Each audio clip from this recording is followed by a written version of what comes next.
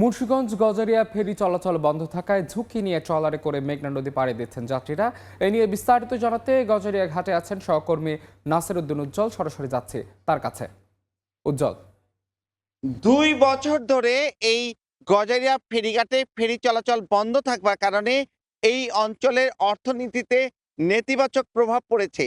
আর এই যে মেঘনা নদীর প্রায় ১.৫ কিলোমিটার দীর্ঘ এই নদী দিয়ে কিন্তু এই খেয়া নৌকা ঝুঁকি নিয়ে পারাপার হচ্ছে এবং জেলা শহরের সঙ্গে এই গজারিয়া উপজেলা, যেটিকে গুরুত্বপূর্ণ একটি উপজেলা বলা হয়, সেই উপজেলার সঙ্গে কিন্তু যোগাযোগ পুরোপুরি বিচ্ছিন্ন। এবং এই মাত্র ৭ কিলোমিটার পথ কিন্তু অনেকটা ঘুরে নারায়ণগঞ্জ হয়ে আসতে হচ্ছে, ঢাকা হয়ে আসতে হচ্ছে। আর এখানকার লোকজন যারা নৌকায় করে পার হচ্ছে বা উৎপাদিত কৃষি পণ্য নিয়ে তারা যাতায়াত করছে, তাদের কিন্তু নানা রকম চ্যালেঞ্জ তৈরি হয়েছে এখানে।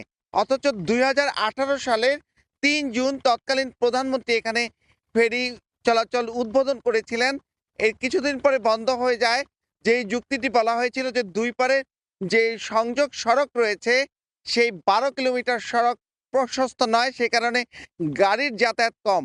পরবর্তীতে কিন্তু ৮০,৫৮,০০,০০০ টাকা ব্যয়ে এই ১২ কিলোমিটার সড়কের উন্নয়ন করা হয়, যেখানে এখন প্রচুর যানবাহন চলাচল করছে।